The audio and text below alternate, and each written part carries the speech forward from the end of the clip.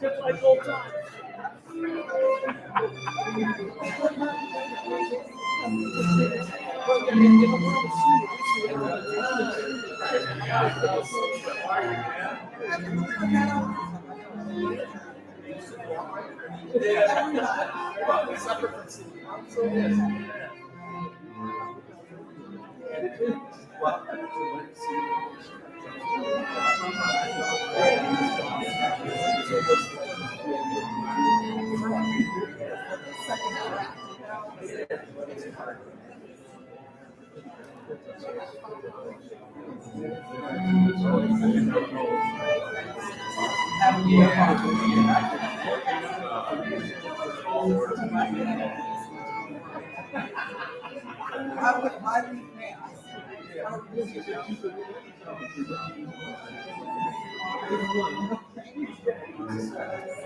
I'm just trying to think of the name tagline is on everybody up. Okay. So I'm going to go out there about 4:25 and try to show everybody in.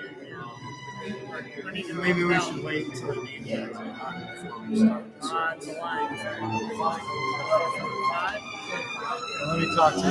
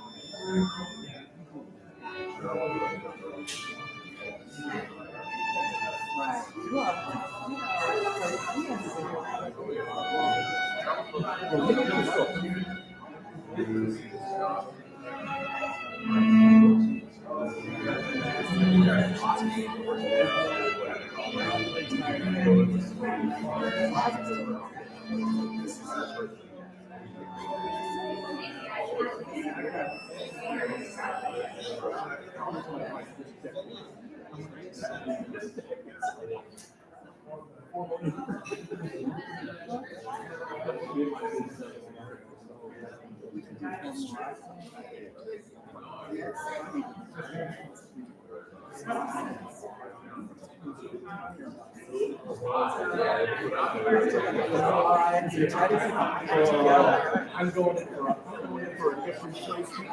Already have.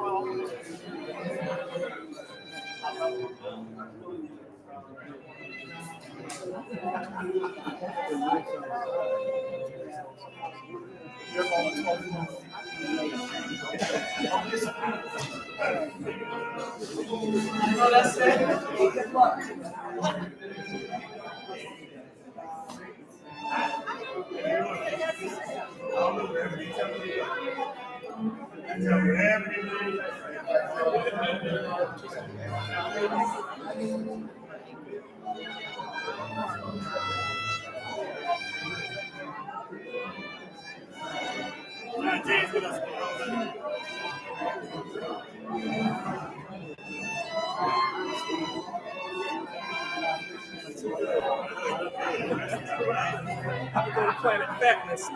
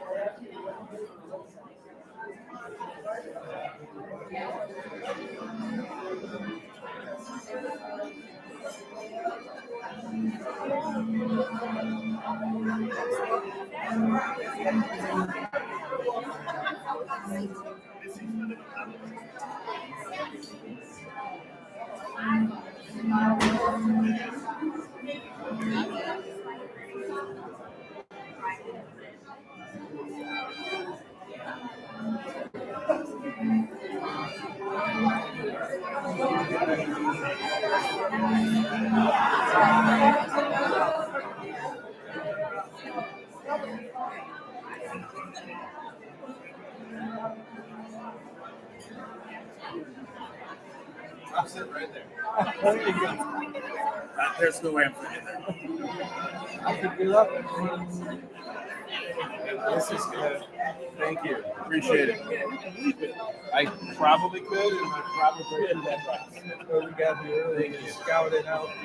Appreciate it.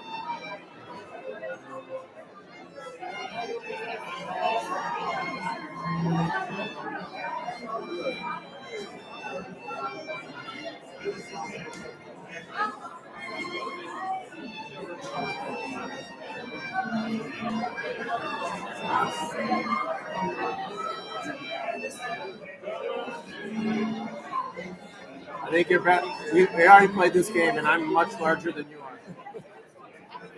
All right, I got a front row seat. Yes, you- Sorry. I was going to take that seat. I was encouraged to come sit over here.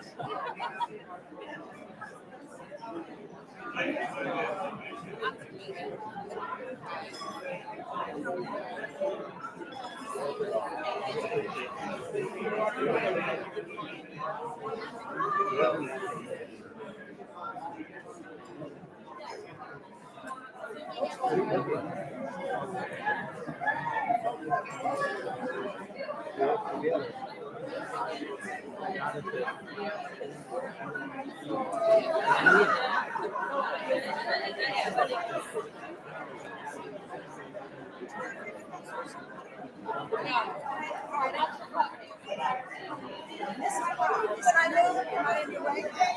I got nothing in here.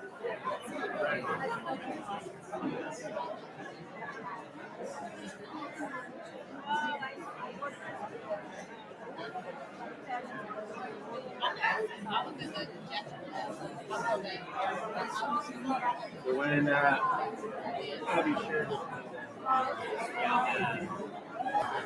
This is like the quintessential picture of Yes, you did. Yes. Your name was a lot of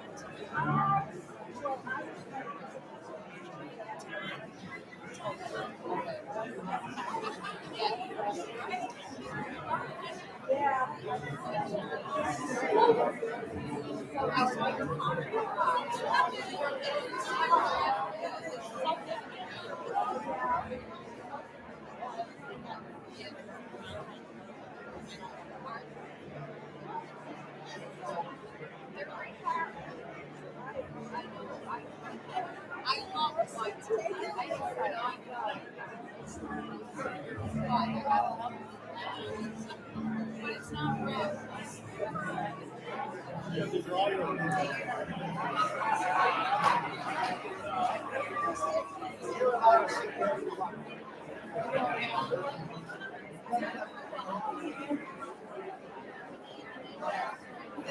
Yeah, we're ruining this game, Jose.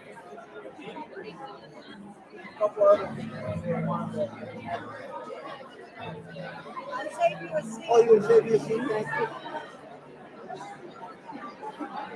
Wait a minute. He's my... Yeah, well, I think we do.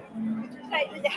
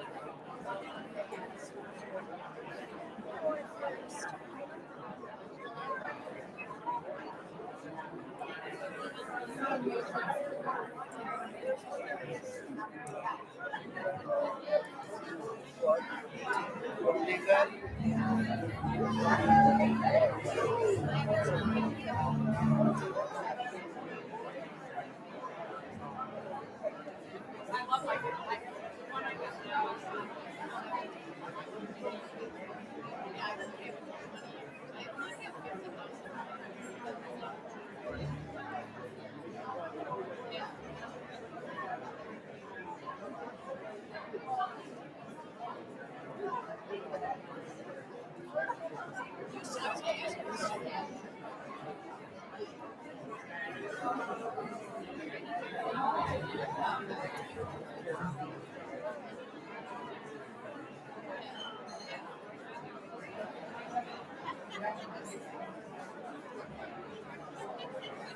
Karen.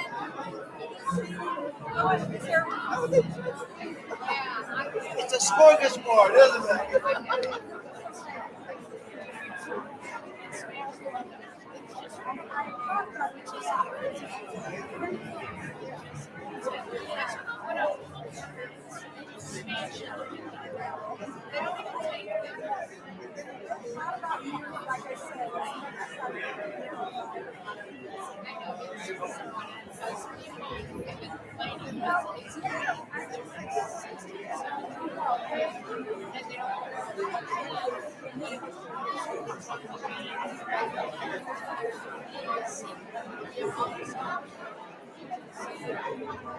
Ladies and gentlemen, ladies and gentlemen, attention please.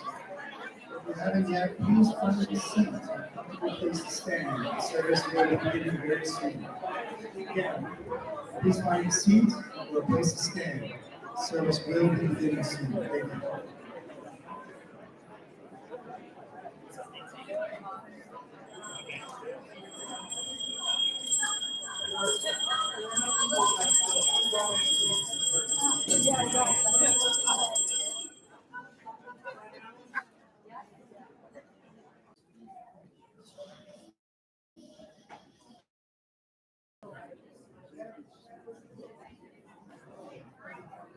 Thank you.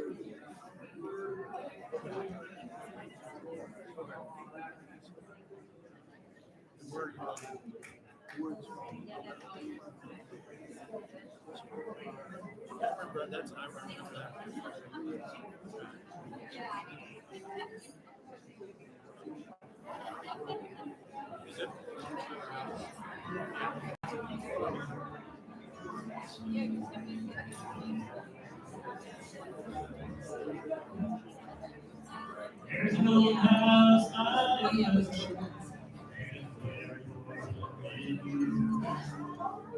Surrounded by woods, and tears. Warring walls kept me warm when I couldn't find the sun. You and me could sing, you'd be the one.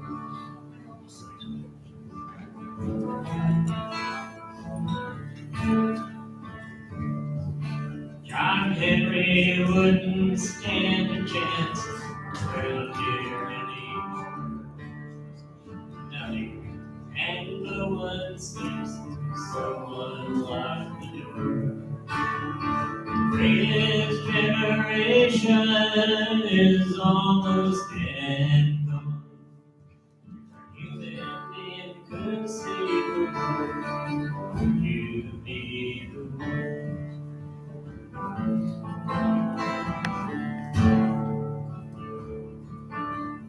Worked so hard to say out loud, spread and awesome times.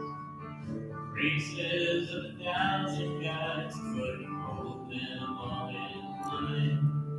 But they never really do live up to the things we could have done. If a human being could save the world, would you be the one?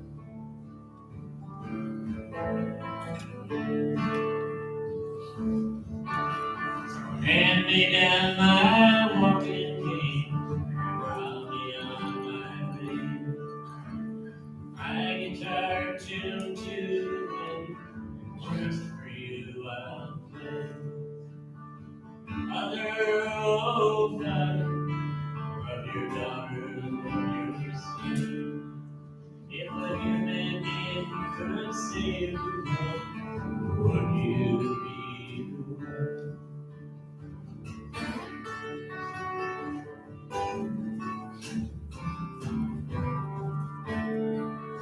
If a human being could save the world, would you be the one?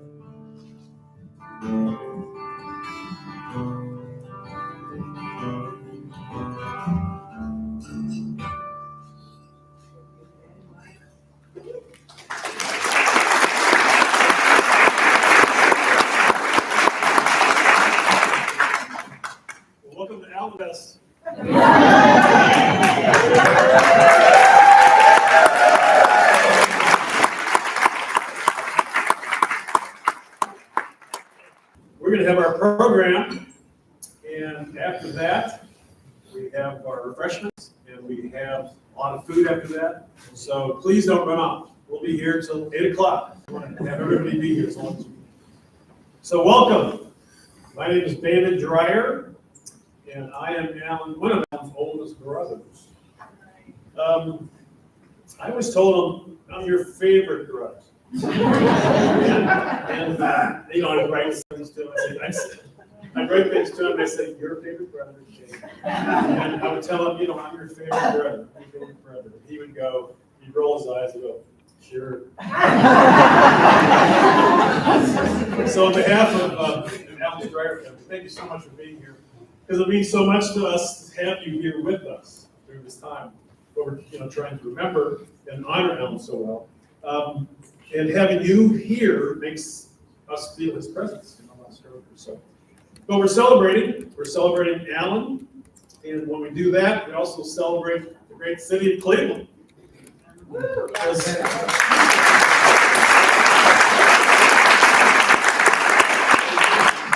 And what service to Cleveland really means, because Allan was a lot of what service to Cleveland really means. One of the counselors told me, he knows where all the bodies are buried. And he knows who did it.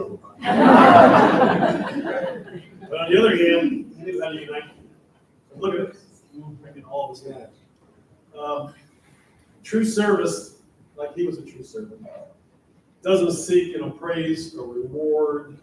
It flows from love through serving, faithfulness, sense of purpose, all part of Allan's regular job performance, right? That's what he acted all the time. He didn't do anything for applause or prestige or merit, but he had a deep sense of duty and a great love for the city.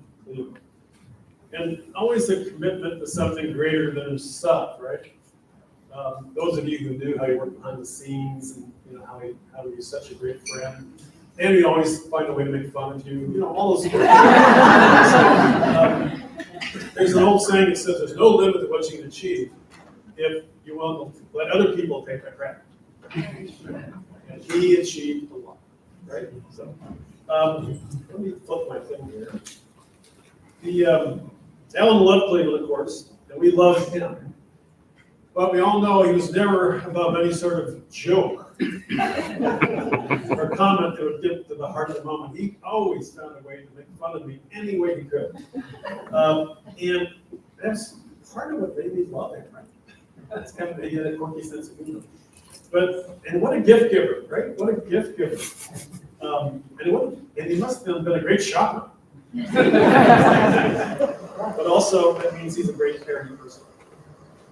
So there's, some people find, as I'm sure you all heard, that when we lose someone, sometimes we see a sign, something like they're present, or communicate, nature, or a bird, or something would happen. So when Allan's time came, and we were all in the room with him, there was family and friends, and it just got very quiet. And we were all grief-stricken. And then in the corner of the room, there was one folding chair, and it collapsed. And it broke his skull. And I said, "That was Allan." And everybody laughed because we knew he was going to be okay. Everything was all right. So, it's one of the great places. Thanks to Cleveland History Center for having us. Allan, I know, is lighting. So we won't hear any chairs fall. So what I want to do now, the next thing to do is introduce the Dreyer family, Allan's Dreyer family. There were 6 of us. There were 4 boys. There were first, and there were 2 daughters. And Allan was 4. As 4th, he was going to be seeing all of us 3 better than we would do. He was kind of even guy. I can't remember the name of it. So, I want to introduce first, there were 6 children. The oldest is Jack, and he was at the last minute unable to be, he's from Arizona, his wife, he's watching Jack. But two of his daughters are here, his nieces, Christy and her son Lou, and also Leslie, also from Arizona as well. People can see you, Steve.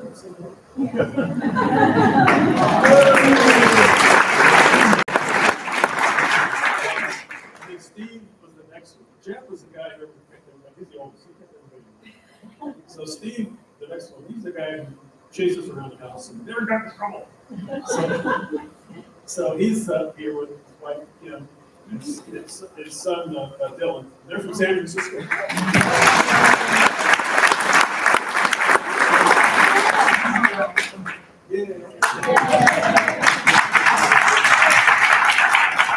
And next was me. Perfect. So my wife Sue is here.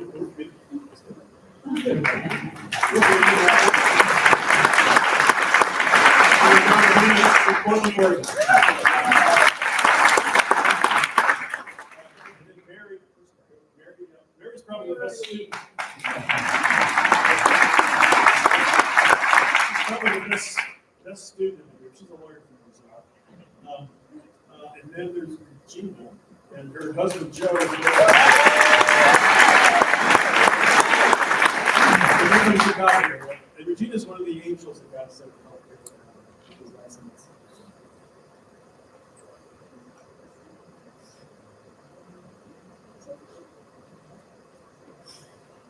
So,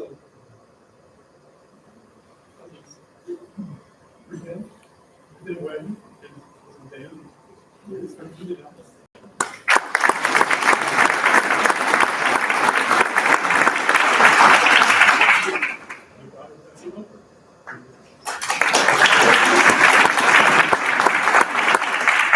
It's going to be Bill Dreyer and White Cherry. Great state of Maine. Great state of Maine. People are Dryers. I miss anybody.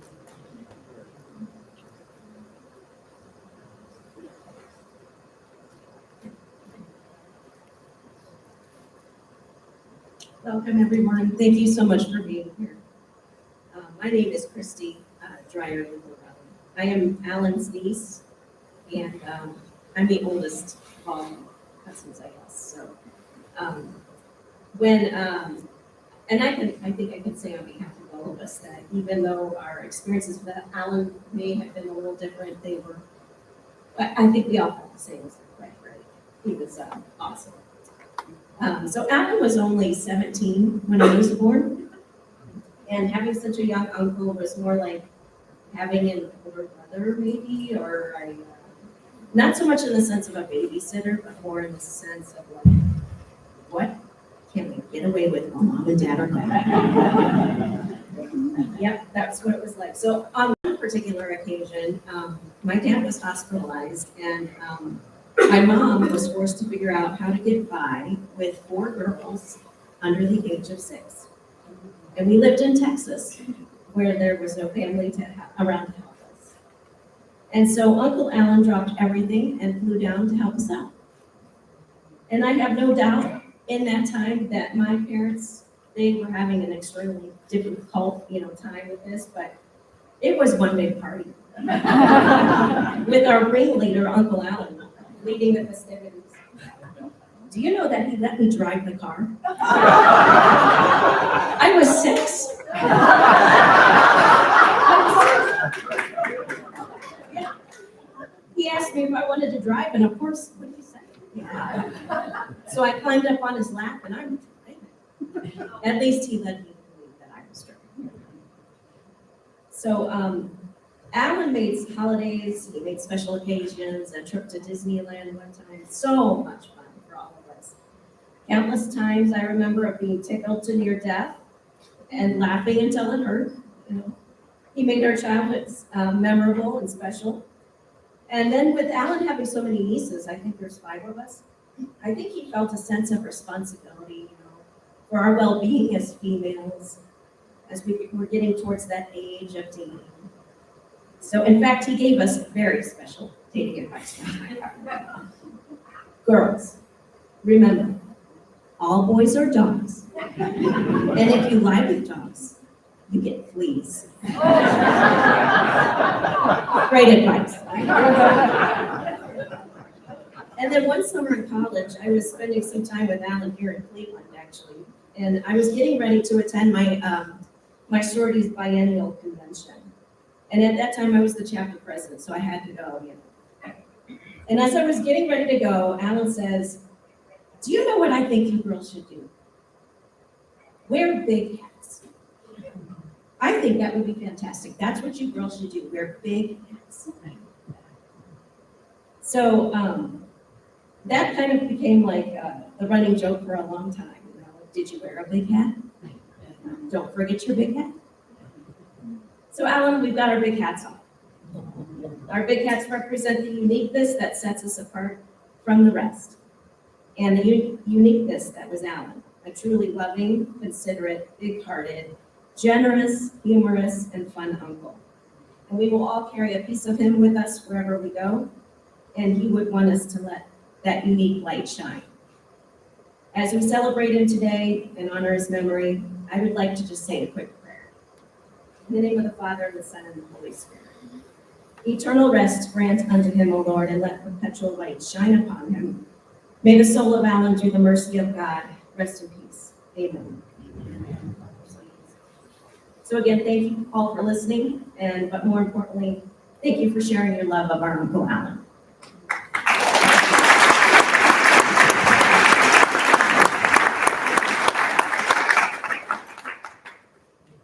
Okay, we need a quick little stage transition here. I'm not nervous.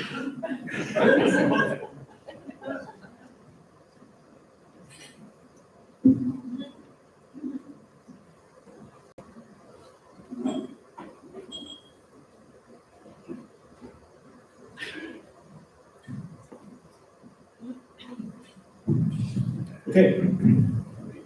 So what we're going to do now to honor Allan is talk about him a little more with kind of a panel, kind of a round table sharing. You're laughing at me? You think it's going to be funny what people are going to say. So it's kind of a round table sharing, his personal life and his family, and then his professional life with counsel and elsewhere. And also then his community, personal life and sharing and everything.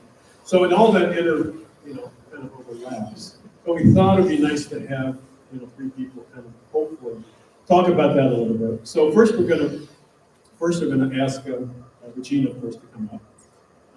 We're also going to ask someone who Allan has. Don't be afraid to come up. We're going to ask someone who knows Allan very well, has worked with him a long time, and that's the clerk of the City Council, the Honorable Patricia Britt.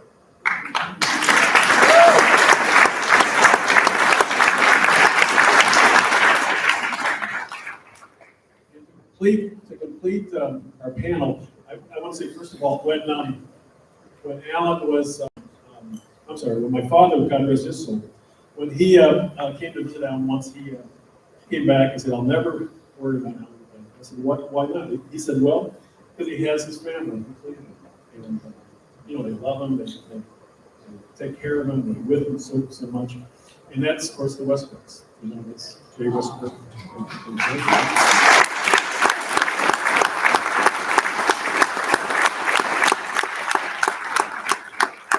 Ellen, why don't you wave? And daughter Abby, and husband Vince, who's working with us here, and Leo and Gus are there, right? And daughter Katie and husband Colton. And so now I'm going to introduce a man, a few words.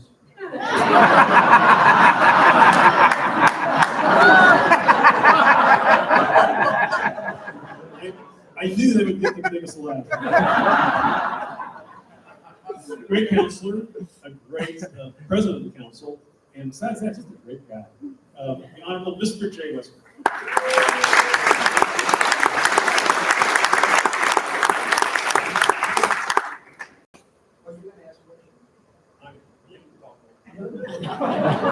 No, I just heard my name. No, we're gonna, hopefully you three will talk about it. So I'm gonna start with Regina. So Regina, as I said, you were.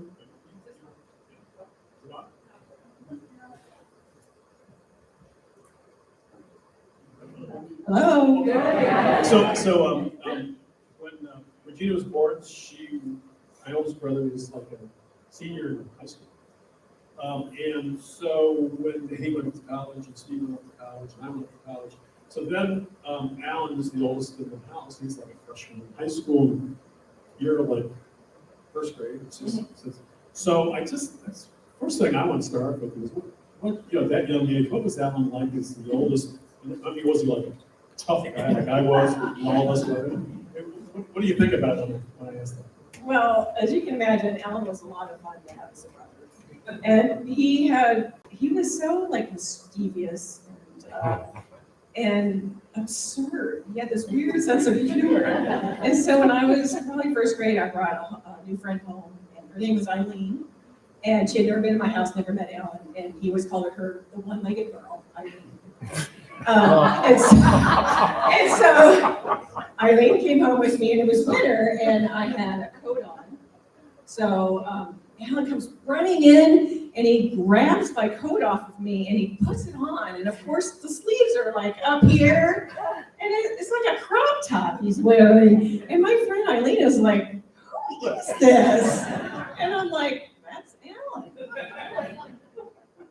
So, but as you got older, right, he probably became more absurd in thinking, right? Absolutely.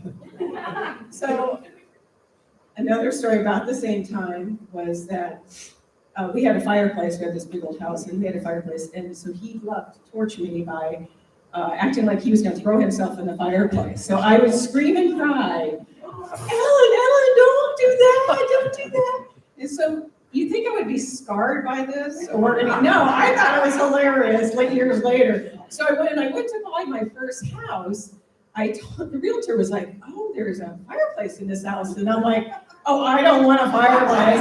And I told her the story, and she was horrified, just horrified. So I told that to Allan. So of course he loved that story. And so then, Christmas after, he was always buying me a fireplace, like a cardboard one, or I got like a little fireplace with a candle in it. He just loved that. There must have been things where he wasn't always funny, right? Yeah. And you think of like these wild gifts. What's some of your favorite? Well, that's the wild gift, was the little fireplaces. Yeah, one time he bought, I don't know, there was always like themes. So there was like a dog pooping calendar and, poop. And I'm like, who wants this for Christmas? So I'm wondering, if this is probably a tough question. So if you knew somebody who didn't know Allan, had never met him, how would you describe him? That is very hard. He definitely was a very caring, thoughtful person, which I think all of you know. And he just had a wild sense of humor that was so random, as I said, absurd, and which made it just even more funny. Yeah, so Pat, so when did you remember first meeting Allan or first getting to know him? I remember first seeing Allan. So I was on city council in 1995. And I remember, I think Allan's job then, I'm not sure there was a whip, a majority leader or majority whip, but it was Allan's job to kind of herd cats. And that he loved cats. He loved cats. That is really what he did. He truly, I remember it was like Allan's job to make sure we knew when meetings were, or make sure we knew whatever special event or where we were supposed to be. And Allan did that, I would say graciously, but not always. So, you're the clerk of the council. He's the longtime deputy clerk, right? So is that a job that you just make it up as you go along? Was that easy? Sometimes. No, Alan, But he made it seem like it's right. institutional. Yeah. A big part of what Alan did was to manage the legislative staff and the legislative process. So all the legislation that came up from the law department or came up from our attorneys, it was Alan's job and the legislative clerks to sort of, and so that evening, the council president said, "Are there any resolutions?" So of course, I looked to the clerk next to me and Alan, because I'm waiting for them to pass the paper to me. Alan passes this piece of paper and it has musical notes and some other things on it. And I'm thinking, what is this? And then some of you in here will remember, yes, we have no bananas. We have no bananas today. So he handed me this piece of paper. He said, yes, we have no resolution. And I literally giggled the rest of the night trying to read the legislation. So thanks, Al.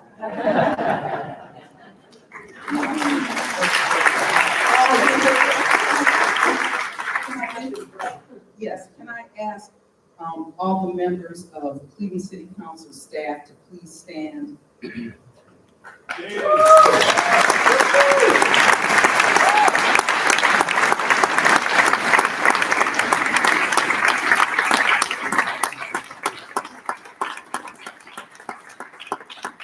We have stories too, but we don't do that. The movie's kind of late. So, Jay, probably Alan's closest friend, actually. And so, Alan, grew up in Indianapolis, and then after college, he went to Chicago to work at what's called the Midwest Academy, training community organizers. Eventually, he found his way, as he said, back to the place that we were, back to Cleveland. And that's where Jay had been in Chicago and Cleveland. So that's a chapter of his life I think is interesting. Only you probably know, better than anybody else, why he came here, what he was doing, what it was like. So what do you think? Well, I just learned this weekend that Alan sent a note out to the siblings that said, just like a salmon, I'm returning to the place of my birth. Alan was born in Cleveland and moved with this family.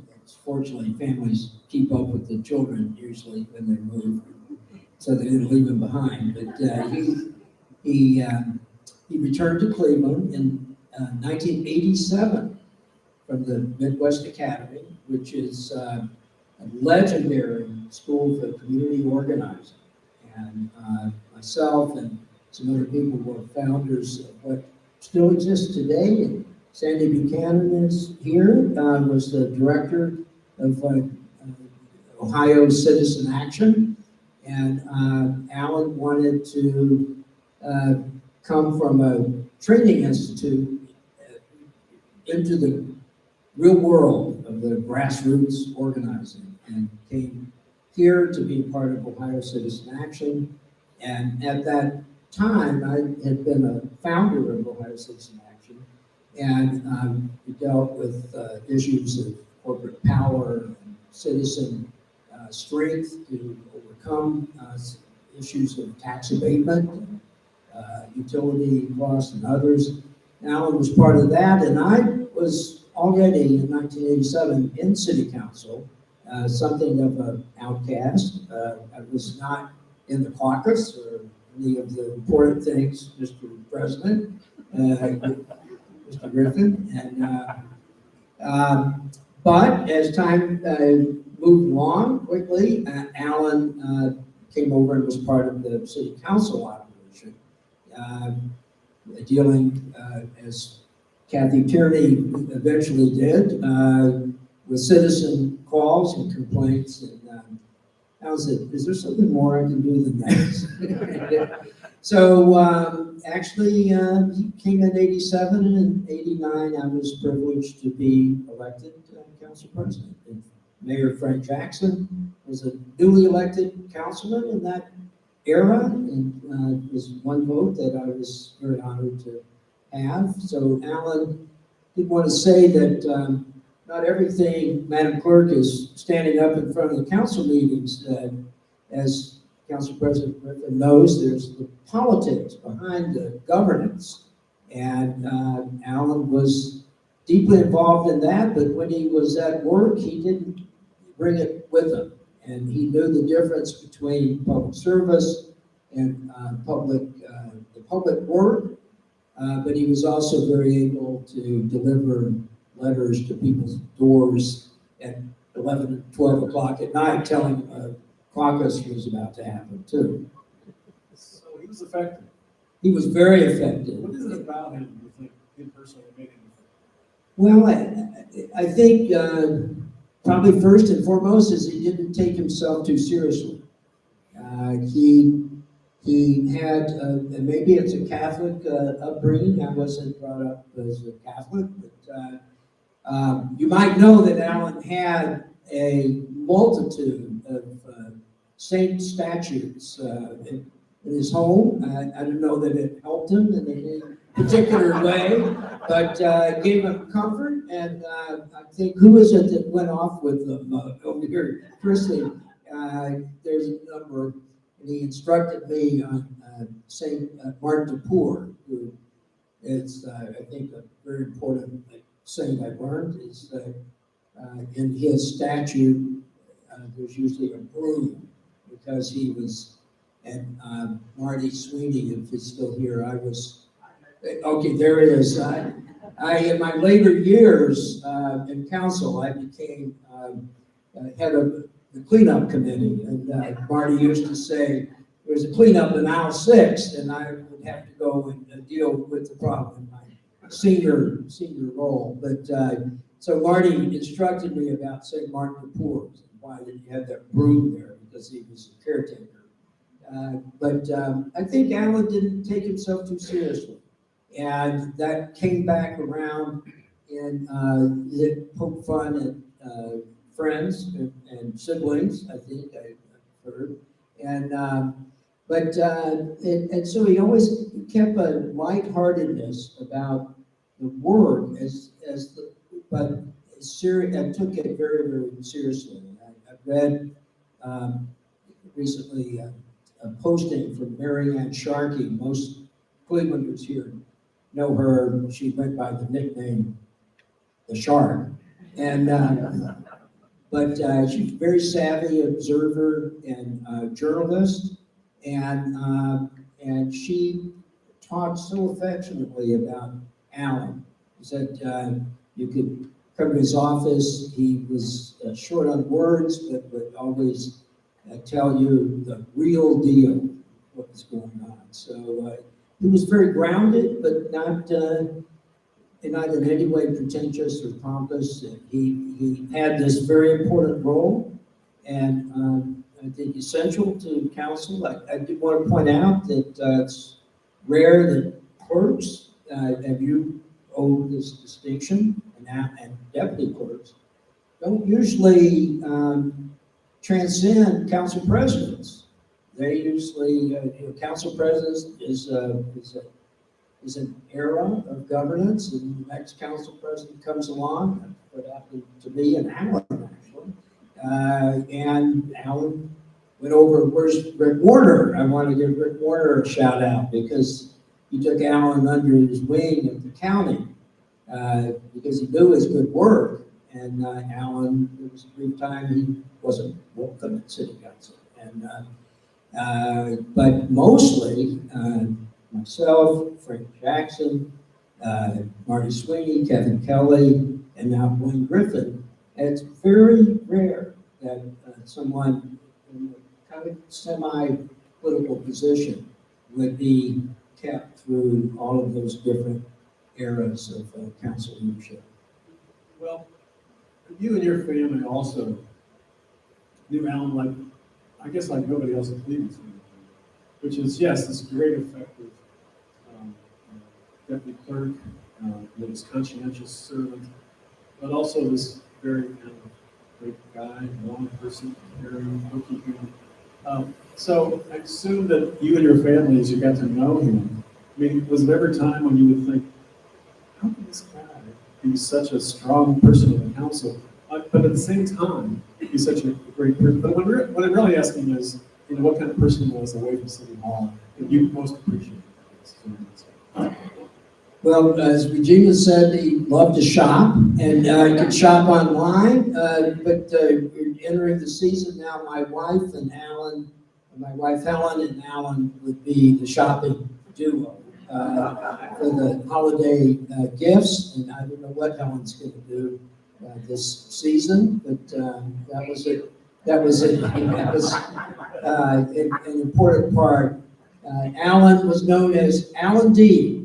Right, grand boys, Gus and Leo, Alan D, Uncle Alan D, and he always had something up his sleeve for the youngsters. I think I'm sure it was true in the Blood family, but also here in the Cleveland family. And there's people, maybe Deb, we always had Thanksgiving with. And Alan had these, this larger, like waist-high goose that he would bring to the Thanksgiving dinners, and there'd be different costumes for the goose.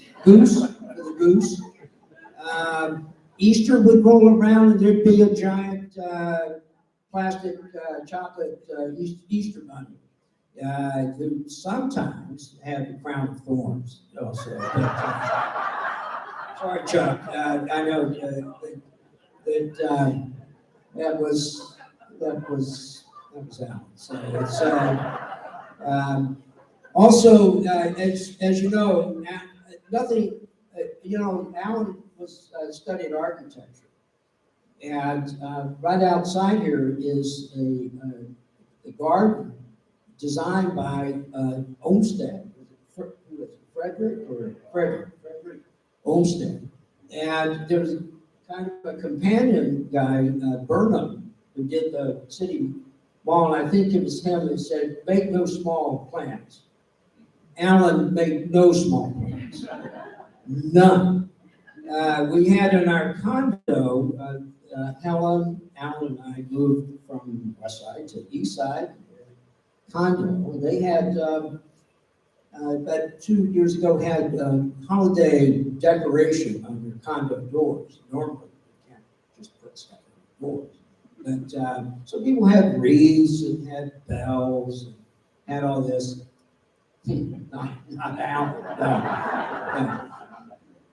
Alan had a grazing deer outside of his condo door, grazing deer. And like this. And much like at City Council, he had a stocking about the size of these tablecloths on his door. So nothing small. I had to sneak over, though, to kind of keep him in line. I put some raisinets down on the ground under the deer. But there must be. Well, I'm totally serious, Dave. I totally believe it. Yeah, I totally believe it. But there must be, besides all that, which is endearing. Endearing. All of our all those endearing traits. Endearing.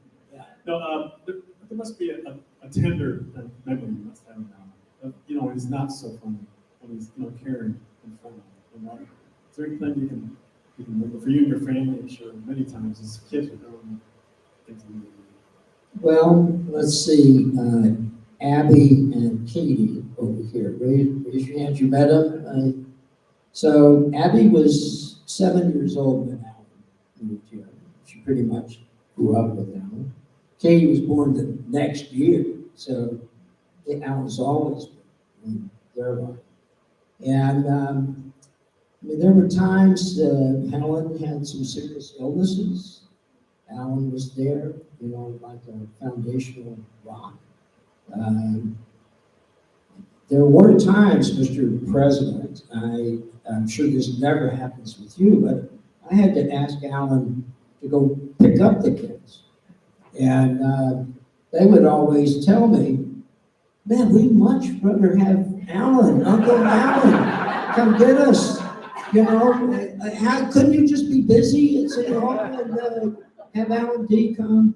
And of course, there's one time, a legendary, and this is not so tender, but Helen and I went to an Indians game, and we learned recently at Aaron McIntyre's mother's wake, 3 of Abby's best friends said, there's Allan Dreyer. And I thought, what's so alarming? I mean, what's so exciting about that? They said, he's the one that came and broke up the big beer party at your house while you were at the ball game. So I think that was one time Abby wasn't so happy to see Allan D. But like it, families have blood, and then they have distance. You got Steve out on the West Coast, and you two are the closest. But when life is not always bouncing and funny, and I have to share that Allan had a fatal cancer, blood disease, lymphoma, and if you read about it, it's about 5 years is the life expectancy, and he was pushing up to 6. And it took over a year for him to say the word cancer. He couldn't say it. And I think for Allan, all that joviality and all of that thrill and fun and the love of the Catholic faith tradition, I don't think he was practicing, but was his way of embracing life. And in this final period, he said, I don't want to die. And I know his caretakers from Neighborhood Family Practice were here, and he loved Neighborhood Family Practice. Some of you contributed to it. He treasured the value of life, and he lived it with him every day. And we saw those of us who were really close to him treasure so much of those times. Thank you.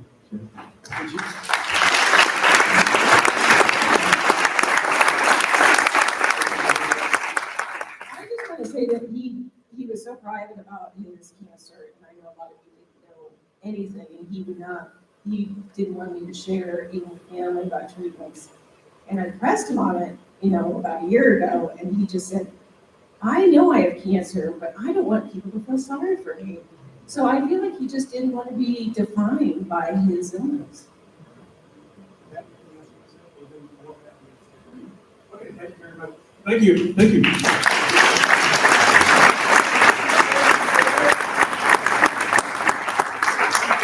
I always have to have the last word, James.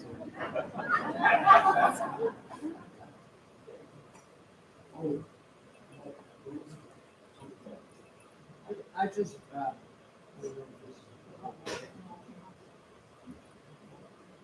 Hello?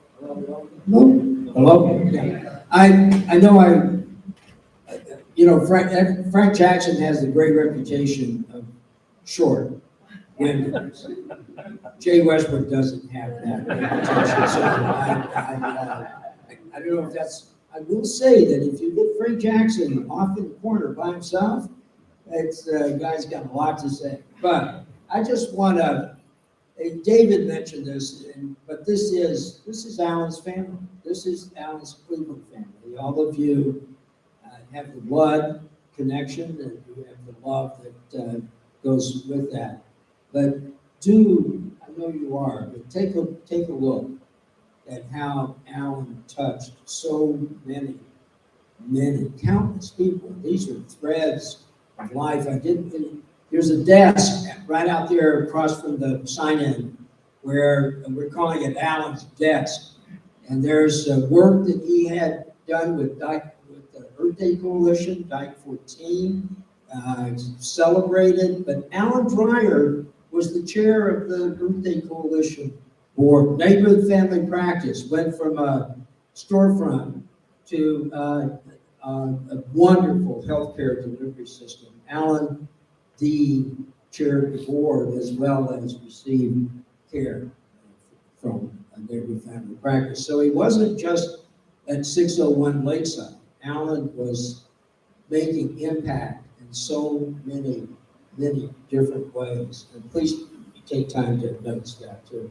Thank you, everybody, for showing love. Allan would laugh his ass off with this turnout, I know, but it's really very.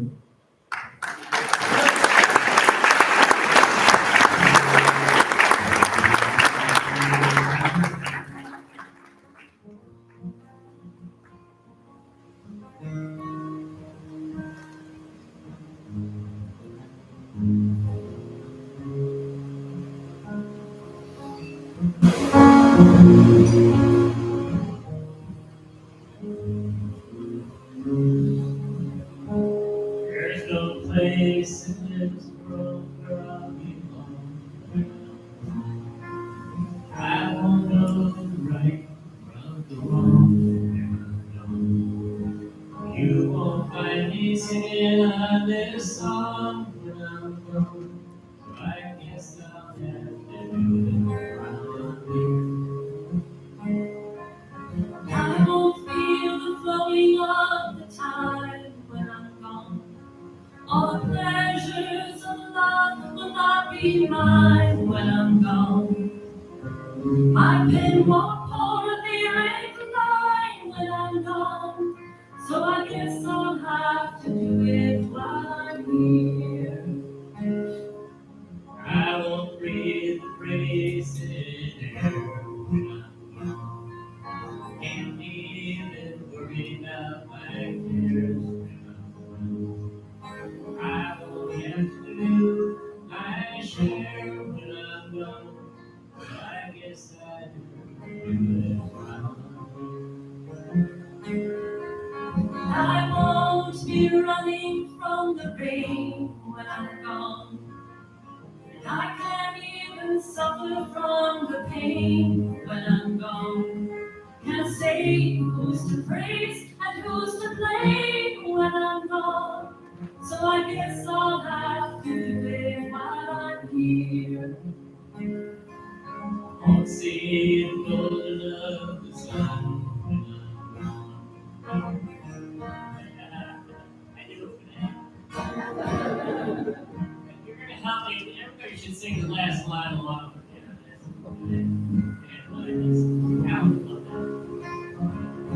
So I'll start that verse over. Won't see the golden of the sun when I'm gone. Evenings and the mornings won't be fun when I'm gone. I can't sing louder than the guns when I'm gone. So I guess I'll have to do it while I'm here. All my days won't be dances of delight when I'm gone. And the sands will be shifting from my sight when I'm gone.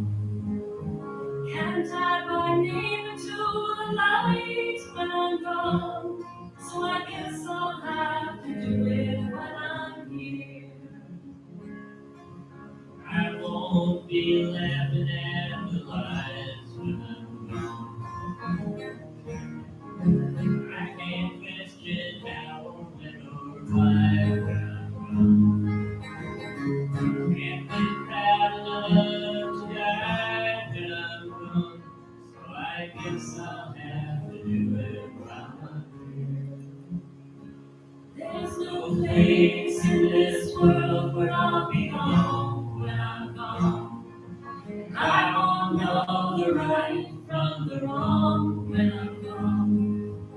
You won't find me singing on this song when I'm gone. So I guess I'll have to do it. I guess I'll have to do it. I guess I'll have to do it while I'm here.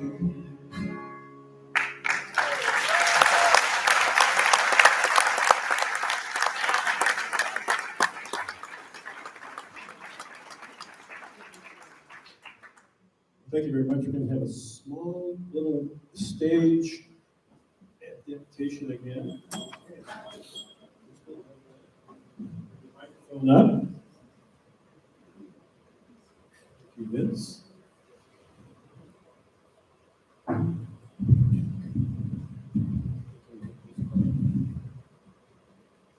right. So, ladies and gentlemen, President of the Cleveland City Council, Honorable Blaine Griffin.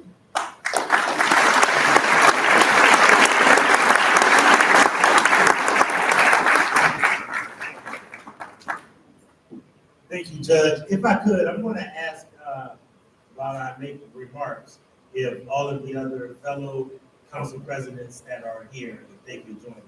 I know I see Councilman Jay Westbrook, Councilman Michael Walensik, Councilman Martin Sweeney, and Councilman and Mayor Frank Jackson, if they could join us. I also want to take a moment, if I could, to ask all of the elected officials that are here present and past, if you could all please stand, all elected officials as they present.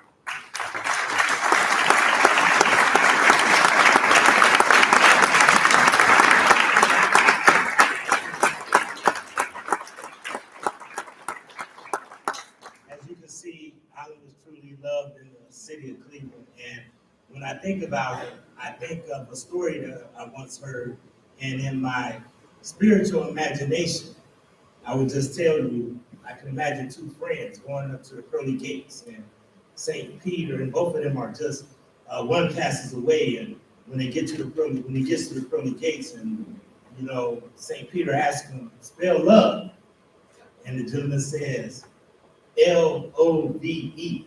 That gentleman would be Allan. St. Peter says, come on in. The second friend, so stricken with grief, years later, winds up passing away, and he goes to the pearly gates, and that might be Jay Westbrook. And when that friend goes to the pearly gates, that friend says, you know, you let my other friend in. I want to get into heaven as well. And St. Peter says, sure, you just got to pass one test to get into heaven. He said, sure.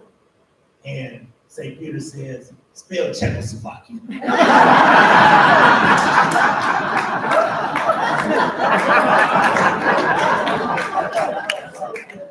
Allan is a hard act to follow.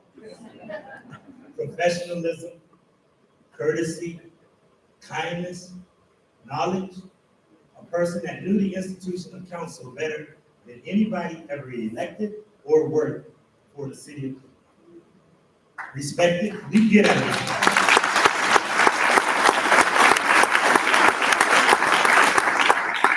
He was respected and honored by everyone. I will tell you that everyone from the administration to everyone in City Hall, you see so many City Hall workers today, we are a family. I tell people there's often a difference between kinfolks and family. Kinfolk, you got the same DNA, you have the same chromosomes. Family, sometimes are the people that you work with every day. Allan was the first person that worked every day, and he was the last person to leave. And Clerk Britt is right. We used to say, Allan, go home, please. But he was so dedicated to Cleveland, and he loved this community more than anybody that I know. And he advised me on policy. I will tell you, Allan also made everybody follow the rules. I never forget one day, and it felt kind of good, Mayor Jackson, that somebody got out of line in public comment. Public comment, relatively new in Cleveland City Council. Allan turned around, and I already didn't like the guy anyway. Allan turned around and said, he's not allowed to do this. And I grabbed the gavel and I said, out of order. I got sued. But it felt good.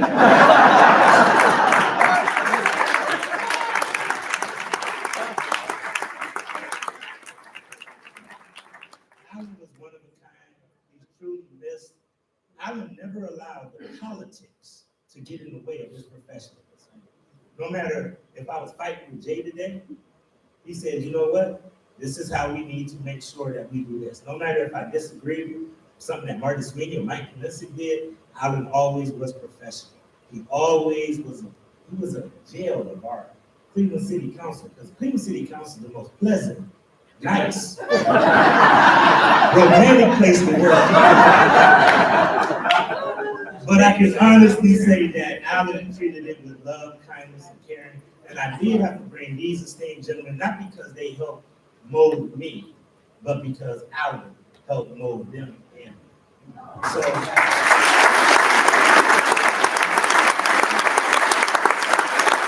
I don't want to be too long because my good friend Jay Westbrook took up enough time. But I do want to announce former Council President Martin Sweeney, if he could raise his hand, former Council President Martin Sweeney. Former Council President and Mayor Frank G. Jackson. And then my good friend, one of my mentors growing up, former Council President Jay Westbrook. I don't know how this guy does it, but he's probably going to wind up being the longest serving member of Cleveland City Council and has served 48 years and will probably wind up serving 50 years. I call him True Blood. You guys might have seen that before, but he's the former council president and my friend, Councilman Mike. I'll say this in closing. My good friend Brooke Saban said something that was very powerful. She said, no matter how she felt, Allan always brought joy to her when he talked to her. He raised so many young people, put them at ease, because it can be intimidating working around so many people that have so much power and authority. But he always made everybody feel welcome in that home. And at the end of the day, I want to thank the family for lending us a tremendous public service. Thank you all.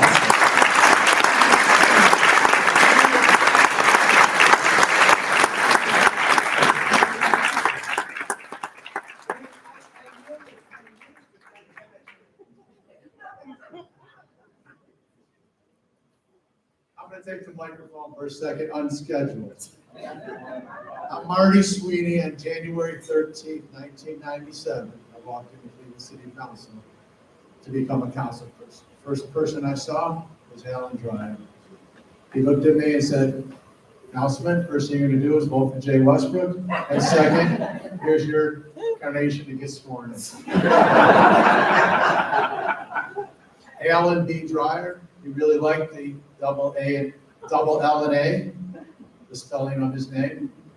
I'll be three things that you're told to say when you're making a speech. First, the greatest thing I did as Cleveland City Council President was to bring Allan Dreyer back.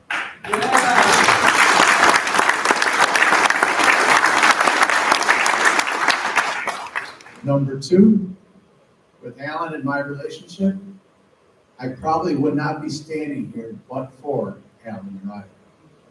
My council presidency was somewhat interesting. And Allan not only had my back, he had my front. And Jay's talking about clean up in aisle 4 and 6 and 9. But in a way, he was my ride or die. And no one knows it. And he really took care of it.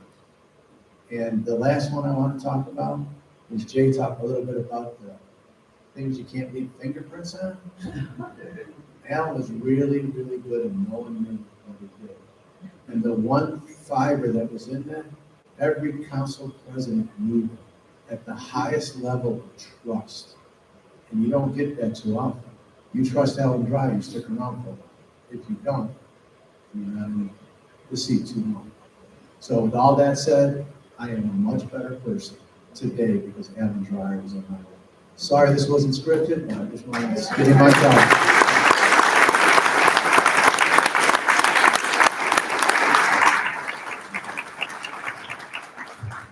Are there other councilors here? Do we have acknowledged? Are there any Cleveland City councilors here? Oh, yeah. We're elected officials. Okay, well, thanks again for that. So, we still have some time. We're gonna do now, for just a bit, is allow any of you who have any comments. County Executive Chris O'Neill, I think. Miss Chris? He had the lead. Okay. Thank you very much. Danny Kelly stepped by also. I want to mention that as well. Councilor Kelly. So we have a couple microphones, I think, right? And so any of you want to say anything? We have a little bit of time. If anybody feels they want to, just let us know. We'll show you a microphone. Anybody? Anybody? Alan is going to be watching, so you better. Okay, right in the back here. But can we? Oh, thanks, Greg.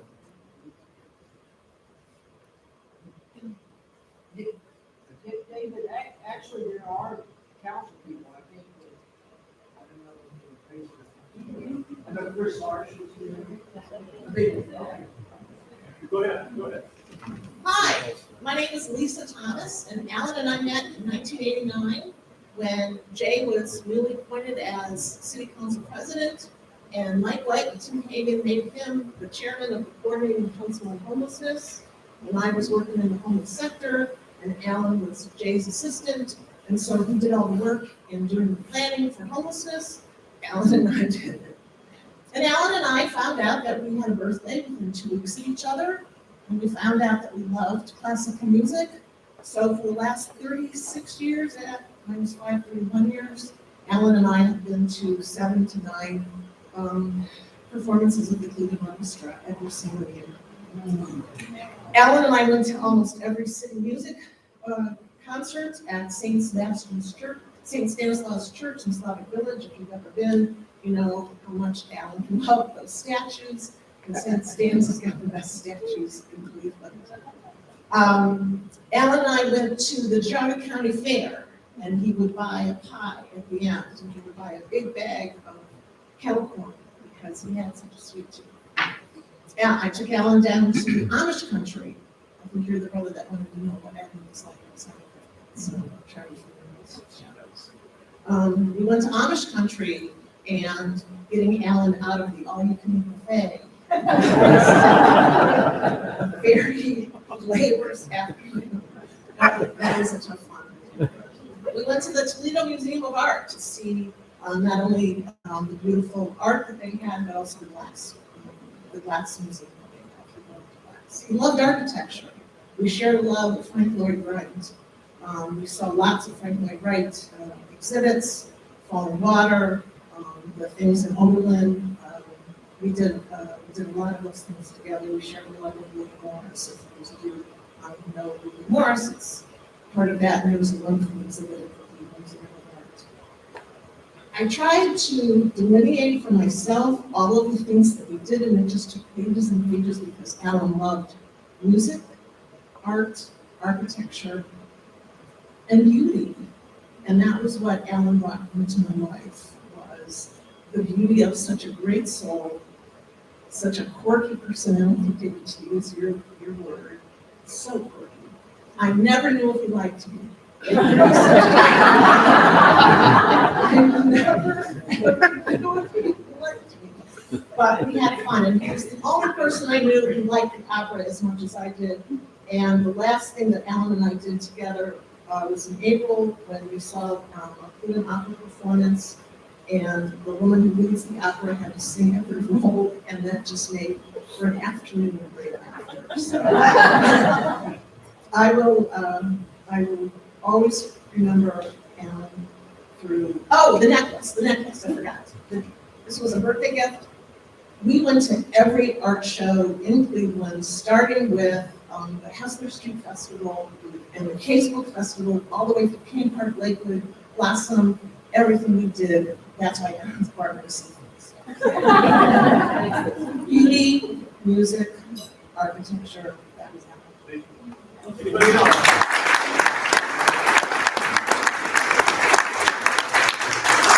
Anybody else? Thank you very much. We have Alan mementos on your table. We have these are things from Alan's room. About Alan, from Alan. Anybody can take one as a remembrance if you want. In closing, we're going to have Ann Bowman here. And after that, we're going to have our refreshments open again. We're going to have our refreshments open, but then we have food. We have good food. We want you all to stay as long as you can because we want to continue to meet with you. And Alan will be watching. So please stay. So thank you all very much.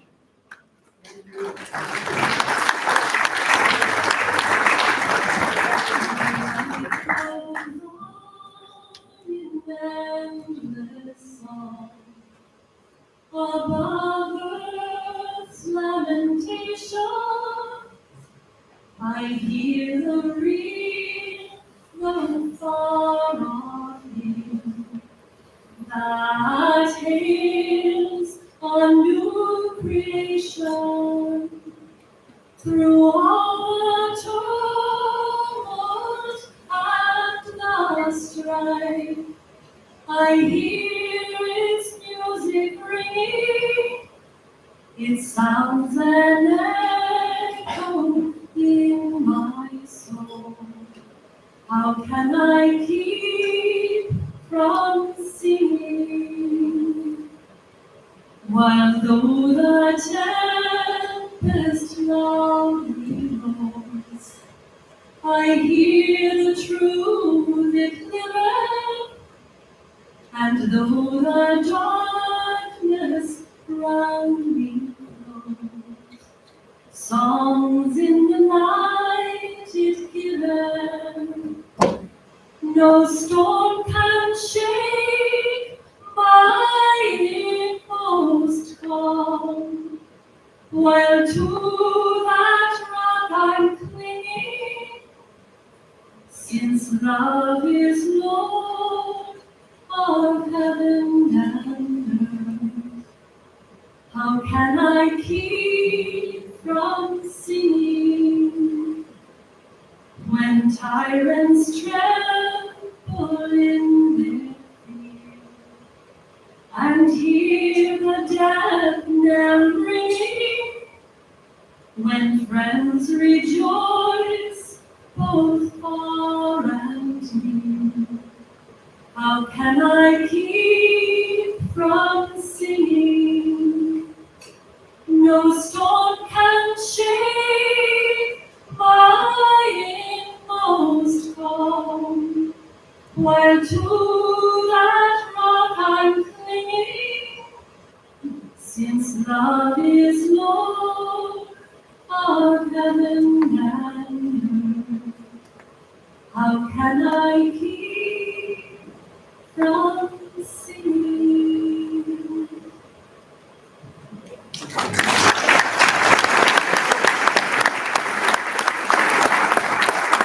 Thank you. Thank you very much. God bless Alan. God bless all of you. Please stay so we can all stay together, be together in Alan's spirit here tonight. Thank you.